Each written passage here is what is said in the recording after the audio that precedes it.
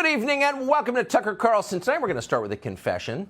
For all the time that we spend yapping about the Biden White House and have for the past 2 years, it's striking how little we really know about what goes on there.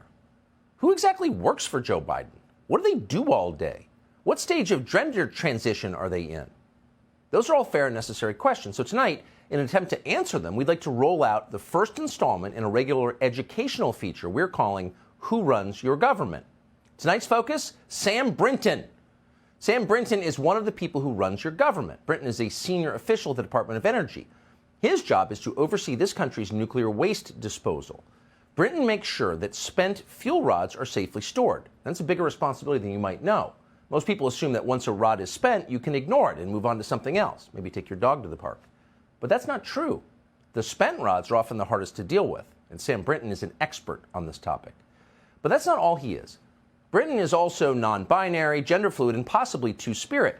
That's his real superpower, and is why Joe Biden hired him for such a sensitive job. Here's Brinton in 2019 in a clip the White House Personnel Office clearly reviewed before bringing him aboard. Brinton, and I serve as head of advocacy and government affairs for the Trevor Project. I find freedom to be a beautiful concept. Many of my friends say that sometimes I'm a little too free. I tend to be myself. The power of freedom is that ability to be oneself isn't necessarily hindered, but is rather celebrated. I'm a gender fluid individual who walks the halls of Congress. Talk about the power of being free every day, to hear my stilettos click on those marble floors and yet know that I deserve to be in that room just as much as anybody else. Now, traditionally, there haven't been a lot of guys at the Energy Department whose stilettos click on marble floors. So from the beginning, you knew that Sam Brinton's portfolio would extend far beyond nuclear waste. And indeed it does. When there's a crisis in the Biden White House, Sam Brinton is the man/woman they turn to. As it turns out, there are surveillance cameras in the Minneapolis airport, and those cameras captured Brinton removing the ID tags from the roller bag on the carousel. This was proof that it wasn't a mix-up. Sam Brinton stole some lady's dresses and underwear and then traveled around the country wearing them. That's a crime, even in 2022. So police arrested Brinton and they charged him with felony theft. So going forward, at some point, it looks like somebody else is going to have to deal with America's spent fuel rods. Thankfully, the White House already has a candidate in mind. That would be Dylan Mulvaney, TikTok star and advisor to the President of the United States. Department of Energy, meet your latest nuclear waste engineer. It's my first winter season as a woman, and it's also the first winter that I have boobies. And that's what it's like every day at the White House under Joe Biden. A raging, nonstop science party. Now, at this point, you may have concluded, and this was not our intention, we're just reporting the facts here, but you may have decided, based on the evidence, that a lot of the people who run your government under Joe Biden are stupid and silly and have weird personal lives. And of course, that's true, but it's not the whole story. A lot of them are also megalomaniacs who have no idea how stupid and silly they are. So for government employees in that category, Kamala Harris will always be an inspiration. Living proof that inflated self-esteem and an affair with Willie Brown can literally catapult you to the top. And the trick here is endurance.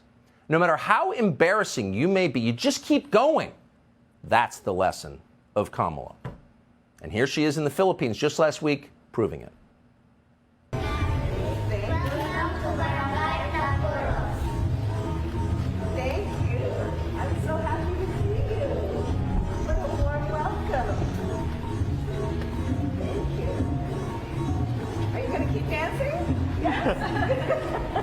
You can keep dancing.